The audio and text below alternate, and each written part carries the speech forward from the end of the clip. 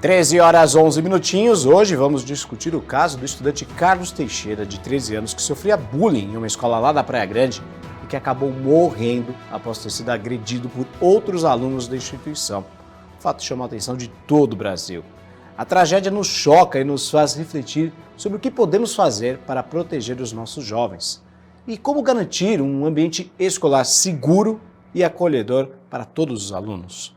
Para debater o assunto, eu recebo aqui na bancada do Jornal Litoral, Danilo Morgado. Tudo bem, Danilo? Boa tarde. Tudo bem, Thiago. Boa tarde. Muito obrigado pela oportunidade. Maravilha. E também o vereador Marcos Jabá. Boa tarde, Marcos. Boa tarde, Thiago. Boa tarde a todos os telespectadores. Esperamos poder esclarecer alguns assuntos que foi debatido na Praia Grande sobre o menino Carlinhos. Perfeito. E você pode participar dessa conversa através do nosso WhatsApp 13 99 664 6781.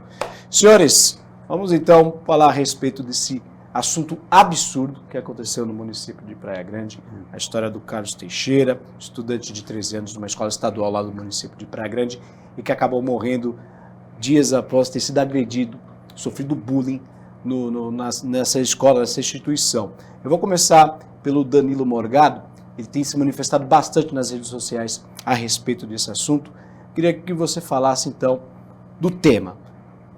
O que podemos fazer para que tragédias como essa não se repitam?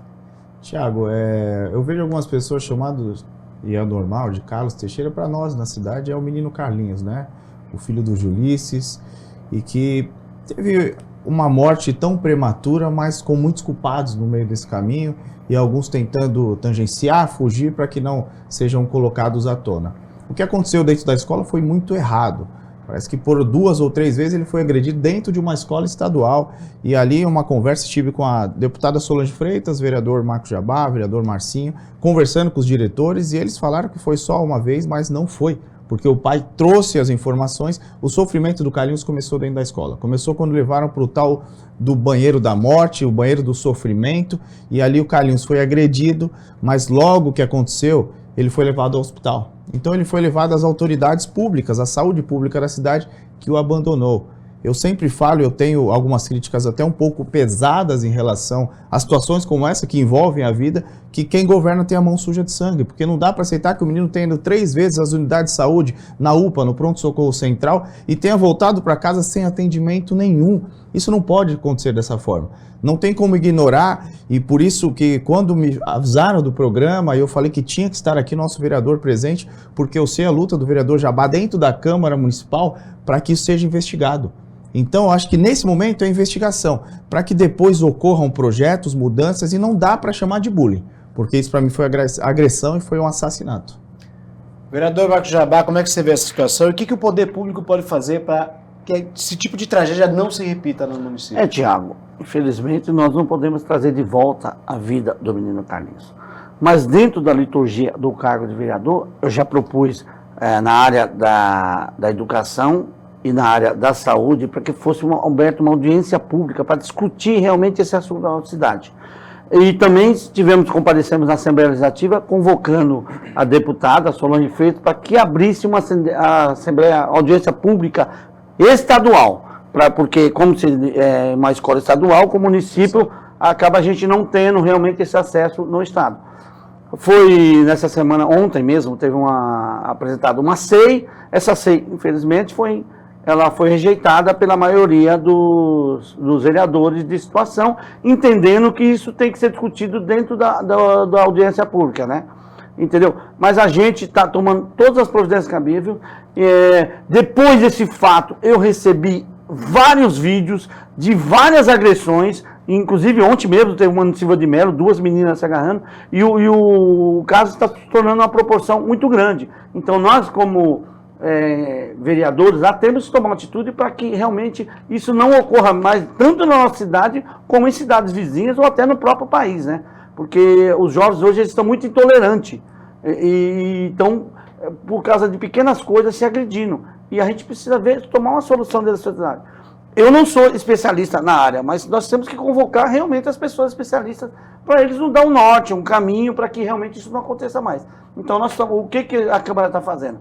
Estamos propondo já requerir para abrir uma audiência pública na área da educação e audiência pública na área da saúde. Como eu sou um vereador que assumi agora, eu não faço parte dessa audiência, senão eu já teria aberto. Mas eu convoquei justamente os responsáveis por essa pasta, né? Para averiguar, então, essas denúncias que o pai já havia informado, então, a direção da escola a respeito de violência contra o menino e também, no caso, do atendimento ao rapaz, o Carlinhos, que acabou voltando 3 vezes, né, às unidades de saúde do município de Praia Grande e, apesar da gravidade, eles dispensaram o menino, é isso que vai ser? É justamente isso, Thiago. O que aconteceu? Nós estivemos na escola, um dia posterior, levaram para nos orientar e dar um posicionamento uma supervisora do estado de São Paulo, que nem da escola era. Chegamos lá, o diretor não estava, tinha acabado de sair de férias um dia antes, e o coordenador da escola estava de licença de saúde por causa do problema, tá?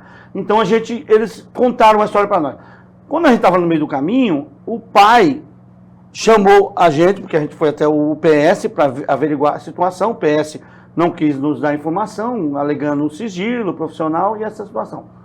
O pai, o que o pai mais magoou, o pai foi magoado, porque, segundo ele, o médico achou que ele que tinha agredido o Carlinhos. Ele está lá para auxiliar o seu filho, tudo. Inclusive, o menino em vida, ainda com todo aquele sufoco, acabou defendendo o pai. Falou, meu pai nunca nem brigou comigo, nunca nem falou comigo. Não foi isso que aconteceu? Exatamente, Thiago. E aí existe uma sucessão de erros, né? E cuidar de uma criança é obrigação de quem governa a cidade, do Estado. Eu vejo muitas vezes o silêncio de quem governa a cidade e isso me preocupa. A prefeita não ter se manifestado ou minimamente ter dado uma atenção sobre isso me preocupa, porque quem governa a cidade não pode colocar a culpa, dizer que a escola é estadual, porque a escola é estadual, mas quem governa a cidade cuida de todos que estão ali. E quando vai para a unidade de saúde, eu também me preocupo, porque não vejo ninguém, além dos vereadores nossos, além da população de outras cidades, né, e da nossa população revoltada, mais ninguém tomando atitude nenhuma. Nós temos dentro da cidade um deputado federal.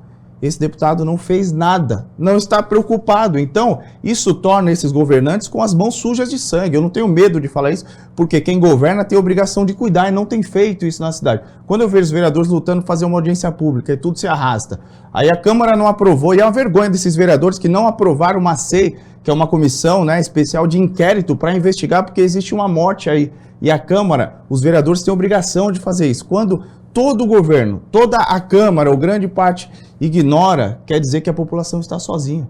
E a dor do pai desse menino, a dor do pai do Carlinhos, é uma dor que eu sinto porque eu tenho um filho da mesma idade. O meu filho Marco Antônio tem 13 anos de idade, a mesma idade do Carlinhos, e quando eu abracei o seu pai um dia posterior, eu senti essa dor. E o que falta muitas das vezes, eu digo, não só na Praia Grande, mas principalmente na Praia Grande, são pessoas que governem com um pouco mais de sentimento, que se preocupem com as pessoas e não aceitem e achem que isso é normal. Deixa a Polícia Civil investigar, deixa o Ministério Público investigar, não. Quem governa, quem assume uma cidade tem a obrigação de cuidar da sua população. E digo mais, Thiago, o que acontece? Eu também sofri bullying na escola, era uma outra época, tanto é que meu apelido Jabá é de bullying, foi dentro da escola. Minha filha sofreu bullying, eu tenho uma filha com 20 anos, eu tive que tirar ela da escola. Aí ela foi para o ensino fundamental, como a escola é perto de casa, quando ela terminou o ensino fundamental, ela teve que voltar para a mesma escola. Então, o que a gente pede? É que realmente isso não aconteça. Tem que abrir essa discussão. É uma discussão muito ampla, porque o bullying está presente não só na Praia Grande. Acho que todo o país, ele é gravíssimo. Ontem mesmo, crianças de 14, 15 anos se agredindo, tá? Às vezes a família não tem nem conhecimento, que a escola não disse que deu esse conhecimento para o pai do Carlinhos e tal, mas tem uma versão totalmente diferente da família, tá? É um posicionamento, eu não vou dizer que é mentira, eles tentaram realmente esconder porque é um caso grave. E tanto é que depois que o pai deu o seu testemunho, os próprios alunos se revoltaram e foram na escola, quiseram entrar, vocês podem acompanhar pela rede social. E hoje é um assunto discutido internacionalmente, né? Nós vemos até pessoas de outros países estão comentando. Então a gente quer que realmente isso não aconteça mais, tanto no nosso país como em qualquer outro país. Isso é inadmissível. Uma criança hoje de 13, 14 anos se aguerrear lá dentro da escola e ninguém tomar uma providência dentro do próprio estado, dentro da própria unidade escolar. Então justamente a nossa, como pai, como avô que eu sou, é para que isso realmente possa haver um amplo debate. A gente sabe que isso vai causar dor na família, que perdeu o seu ente querido, mas nós temos que pensar num grande. Nós tivemos até um depoimento dos próprios pais dos meninos que agrediram, não se conformam. Eles também não tinham esse conhecimento. entendeu? O menino que, lógico, que a justiça tem que ser feita, cada um vai ser punido dentro da sua culpabilidade, entendeu?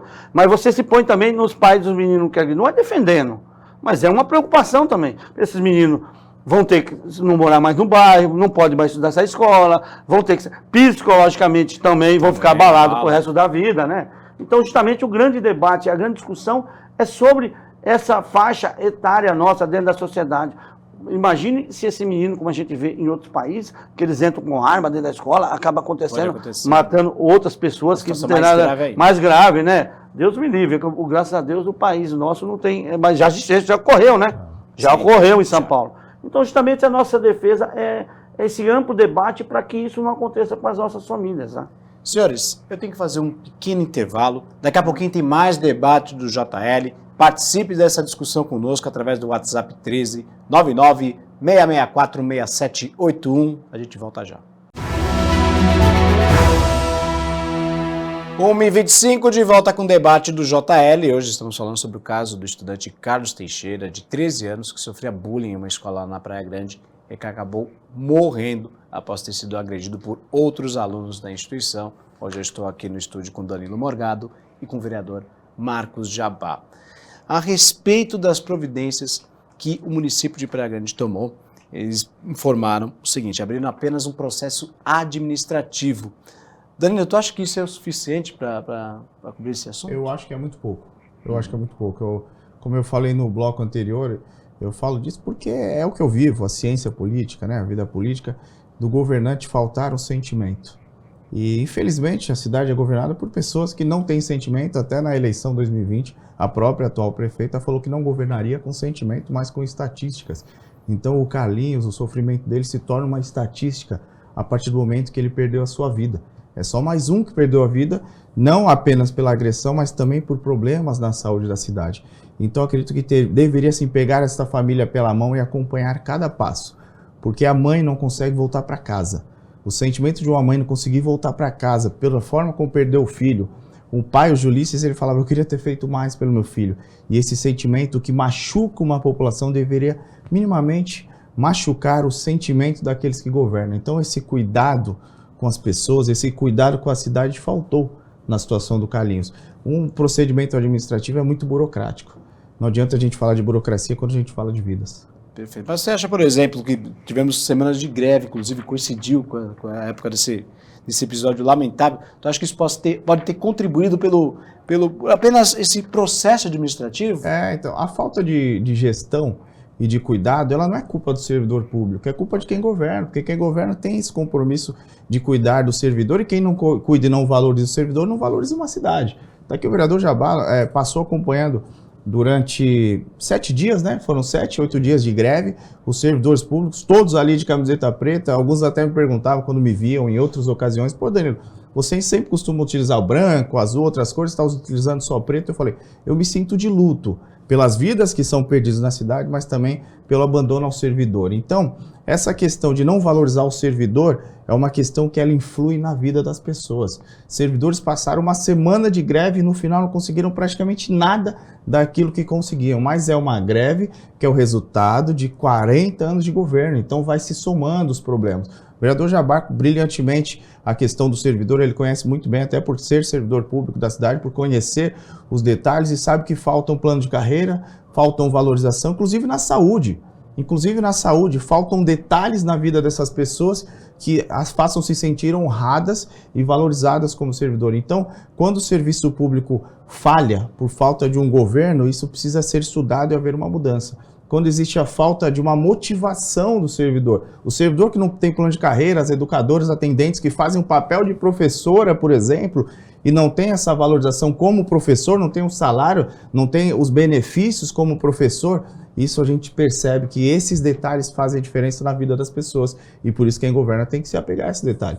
O vereador Jabá pode falar melhor até sobre o resultado da greve, mas perto do que o servidor precisava foi muito pouco, né, vereador? É isso, Marcos? Não, realmente, só para colocar também que a gente acha que a Secretaria de Saúde lá é o UPA, onde o menino foi atendido, e a irmã Dulce, eles são administrados por uma empresa de fora, SPDM, e os médicos são através de uma empresa de capa. Então a prefeitura, normalmente, ela não tem a mão firme sobre a saúde. É por isso que acontecem essas coisas, fica Deus dará.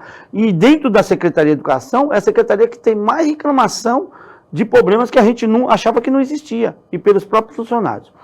Com referência à greve, realmente, foi um fato histórico.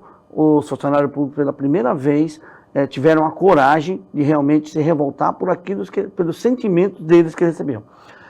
A greve teve alguns objetivos, não teve aquele avanço esperado, porque a greve estava discutindo o dissídio coletivo, que era o aumento mais a cesta básica. O que aconteceu? Na minha opinião, a prefeita agiu dolosamente. Por quê? Porque ela tinha um prazo de 180 dias por causa da lei eleitoral, para que ela pudesse mandar o aumento para a Câmara. Então, o sindicato protocolou em dezembro um pedido. Então, ela enrolou, ela postergou para que passasse esse período, tá? Mas dizer ainda que não é possível, seria possível, tanto é que na primeira proposta, ela tinha colocado R$ 26,00, que dava 13,50% sobre a cesta básica. No fim, com a manifestação, ela mudou para 36,50, então pagou R$ 90,00. Então, era possível, entendeu? E o que acontece? Hoje ainda existe uma possibilidade. O processo está no dissídio coletivo de São Paulo e o desembargador ainda pode dar uma decisão, porque ainda há uma divergência sobre o dissídio, que a prefeita deu 3,93, o sindicato quer 8,08 do dissídio. Então, isso vai depender do desembargador. E também está para julgar o cartão dos aposentados, que é uma luta muito grande, os aposentados não têm a cesta básica, direito à cesta básica. Eu até entendo que juridicamente isso seria impossível, porque a cesta básica é normalmente o cartão para quem está trabalhando, está em atividade, né? Mas, como foi feito em outras cidades, é possível transformar esse cartão em um outro auxílio. Tipo, como foi feito em 8 cidades do estado de São Paulo, nós levamos um projeto lá, protocolamos. Agora, o que falta? Vontade política mesmo. Isso é vontade política para beneficiar o servidor. Quando você fala de servidor, o servidor fica em terceiro plano na prefeitura. Não, e até sobre, desculpa cortar, vereador, mas sobre a questão do VeroCard, que é a volta dessa alimentação, né, para as pessoas, isso foi algo prometido em campanha. Existem panfletos da campanha de 2020 em que a atual prefeita promete. No panfleto não tinha só o rosto dela, no panfleto, que ficou claro até durante alguns vídeos, para quem acompanhou a greve, no panfleto eram Raquel e Mourão, Mourão e Raquel, tanto que o jingle dizia que Raquel é Mourão, Mourão e Raquel, que é o mesmo governo que não valorizou o servidor no passado, não valoriza no presente, e prometeram voltar o VeroCard, fazer um estudo para que voltasse 90% ou quase 100% das cidades do estado já voltaram como outro benefício, é o que o vereador tem, e ele tem o projeto em relação a isso para que volte esse benefício, tem o projeto Terceira Idade, tem outros projetos para que volte esse benefício, ou seja, a pessoa vai para a inatividade, se torna aposentado e abandonado pela cidade. Não serve mais para o município, tem que passar fome, não é assim. Então, eu fico grato e feliz porque eu tenho dentro da Câmara o vereador Jabá, que é do União Brasil, do meu partido atualmente, que tem defendido os servidores e que pega muito no meu pé, até em relação ao futuro, falando assim, nosso compromisso com o servidor tem que estar na frente, porque eu acompanho dia a dia, eu sei a importância do servidor. Conta um pouquinho desses projetos. E mais, Danilo, o que acontece? Lá, o ex-prefeito, quando foi para o segundo turno, 7 dias antes da eleição, ele prometeu para poder angariar votos para a sua candidata. Porque tinha uma disputa muito acirrada ali, então fizeram um monte de promessa, e essa promessa também não foi cumprida. Disse que ia passar para outra prefeita, também não cumpriu. E vão fazer a promessa de novo e não vão cumprir. Então o servidor já tem consciência disso, é por isso que está indo para a rua, brigar, reivindicando seus direitos, e já conseguiram algumas pautas que não eram nem do dissídio. Foram pautas dentro da falta abonada, que eles conseguiram uma faixa etária de funcionários que não tinham direito ao vale alimentação, de R$270, atingindo até o valor de 6 mil, entendeu? Então houve um avanço, não houve realmente aquilo perseguido que era o dissídio, né? E o servidor, às vezes, que é algo tão simples, né, vereador? A questão ali dos professores, educadores, a situação da educação, por exemplo, lá já não chamam de sala de aula, chamam de sauna de aula. Sauna, porque se tornou uma sauna para eles. Não só para os professores, educadores, atendentes, como para os alunos. A cidade tem recurso e teria como ter em todas as salas de aula uma climatização. Na maioria das cidades já tem essa climatização. A Praia Grande não dá para quem acompanha a gente, porque eu sei que o jornal tem uma grande abrangência, comparar com as outras cidades. A Praia Grande é uma cidade que ela sobra recurso, que ela tem recurso e tem como resolver. Então, quando você vê professores, quando você vê a questão, eu acompanhei a professora Carol, que estava presente, comentando que ela tinha que levar a impressora dela para utilizar na escola, porque a escola não tem impressora. Sem então, impressora. pedem situações que são para os alunos. Muitos professores estavam ali apenas pelos alunos, nem tanto pelos seus direitos, mas pelos direitos dos alunos. Escola faltando papel higiênico. Então são detalhes que faltam no município que muitas vezes os pais não sabem. Porque quando vê um papel impresso, não sabe que foi um professor que teve que utilizar a sua impressora, o seu papel, a sua tinta para imprimir e entregar para o aluno. Quando durante a pandemia esses professores, educadores se multiplicavam porque tinha que atender todos os alunos e faziam isso de forma online, e já não tinham mais aquele horário das 7 às 5, às 4, não tinha esse horário, porque trabalhavam 24 horas com o seu celular, com a sua internet. Então o servidor, ele se sente lesado de um passado, já de muitos anos, se sente lesado de um passado mais próximo, e atualmente o que busca realmente é essa mudança para que quem governa enxergue que o servidor faz diferença na vida da população. As merendeiras, conversei com algumas merendeiras e elas falaram que em algumas escolas só tem uma para cuidar da quantidade de alunos, e se não tem merenda, não tem comida, não tem estudo. Então todos os detalhes que hoje a gente vem colocando, e que brilhantemente o vereador Jabá tem feito uma briga na Câmara, as sessões da Câmara, antes de terem os vereadores de oposição, hoje, lá o vereador Jabá, o vereador Marcinho, que são vereadores de oposição, estão no União Brasil, a sessão levava 1h30, 2 horas, se acabava uma sessão. Agora a sessão leva 4, 5, 6 horas, porque tudo se debate. Então está na hora de tudo se debater. Quem acompanha a gente, está na hora de cobrar, porque a cidade tem um dos maiores IPTUs do país. A Praia Grande não é uma cidade que falta recurso, é uma cidade que sobra recurso, mas que falta chegar no servidor, na população, porque para se gastar, até eu acompanho uma denúncia, o vereador Jabá está à parte e tem cobrado em relação a isso. Então, foram feitos banheiros há poucos tempos atrás na praia que custaram 14 milhões de reais os banheiros. São os banheiros mais caros do mundo, cada banheiro custou 750 mil reais, não é isso, vereador? É isso. E você foi caridoso dizer que só leva a impressora. Lá os professores estão comprando papel higiênico, papel sulfite. Nós temos visitado as unidades da USAFA. Outro dia eu fui na Santa Casa, não tinha fralda. Fralda geriátrica, entendeu? A munícipe comprou e mostrou a nota para mim. Eu não acreditei naquilo. Eles tiraram o CPU dessa lousa digital tem 1 ano e meio e não repôs. Inclusive, ontem teve até... Das lousas digitais. As lousas digitais. Ela tem uma CPU, que eu nem sabia, tem um negócio para funcionar ali do lado, levaram para arrumar, para fazer manutenção e não devolver. Então o Danilo está sendo até generoso. Não falta, né, vereador? Não, então eu ia falar sobre isso. Ontem a gente aprovou um aditamento de 14 milhões para prefeitos.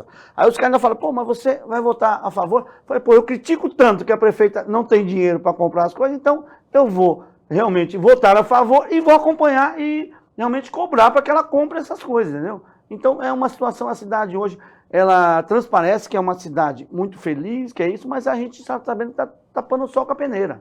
Então as minhas críticas não é crítica contra a prefeita candidatada, é a crítica de cobrança, de melhoria para algumas áreas da cidade, realmente, principalmente na saúde e na educação. É isso que eu tenho sentido lá, meu sentimento.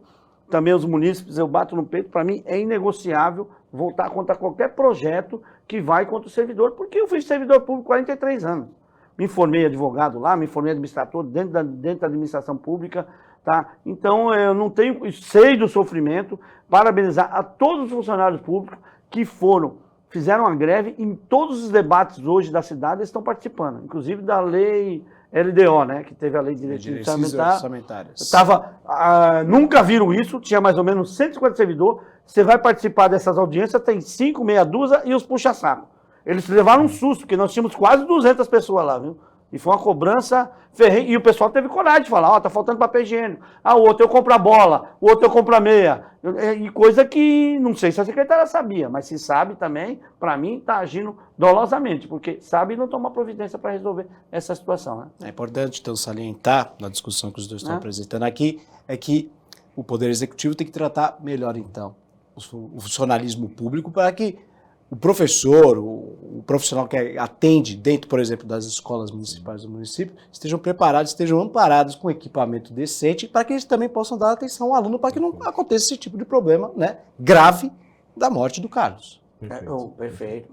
E a humanização do servidor. O que falta é o diálogo e a aproximação entre aqueles que lideram a secretaria, se humanizar. E lá escutar, sem aquele revanchismo de querer punir o servidor. Porque se o servidor, dependendo de uma determinada cobrança, ele vai lá para punir o servidor e não vai para resolver o problema. E o problema só se agrava e quem paga com isso, quem coisa, é a própria sociedade, o próprio munícipe, que merece todo respeito. Eu tenho várias denúncias de vários assuntos. Por exemplo, eu achei inadmissível gastar 240 milhões dentro de um evento turístico da cidade de show de verão. Para mim, esse dinheiro teria que ser revertido para toda a cidade, a gente tendo a falta de papel higiênico, né? Que fique claro, até para finalizar a questão dos 240 milhões, isso é uma ata para contratação só de palco, iluminação e som. Não é o custo do show, ainda tem o custo do show. E outra coisa, a população paga 2 vezes. Porque você, município da Praia Grande, paga o IPTU, que paga alguns cantores, e paga essa estrutura, e para entrar no show tem que pagar, e é muito caro, e não é barato. E descobri, Danilo, que além quando acaba o show, eles estão usando o espaço como armazém, como se fosse privado. O vereador o Marcinho fez uma denúncia ontem. Eu tenho uma denúncia para fazer, que eles tomaram conta da frente do cemitério, fizeram um canteiro de obra em frente ao cemitério, numa área pública. Eu estou atrás dos contratos para ver se isso prevê no contrato, porque isso é inadmissível. Como é que pode? Você paga os caras e você ainda arruma o canteiro de obra para eles, arruma armazém, e eles não pagam nada de troco para a cidade, em volta, entendeu? Não tem um desconto. O ingresso lá, o mais barato que eu vi lá, é R$300. A população da cidade não tem nem condições. Quem ganha um salário mínimo não tem condições de levar uma família para ver isso. Senhores, quero agradecer demais a participação de vocês aqui. Danilo Morgado, uma boa tarde para você. Marcos Jabá, boa tarde, Thiago. Vereador, eu queria até falar mais, mas obrigado pelo espaço. O tempo de TV é sempre curto. Agradeço demais a participação de vocês aqui no debate do JL. E amanhã tem mais, viu? Aguardo vocês, então, a partir de 15 para 1 da tarde. Grande abraço.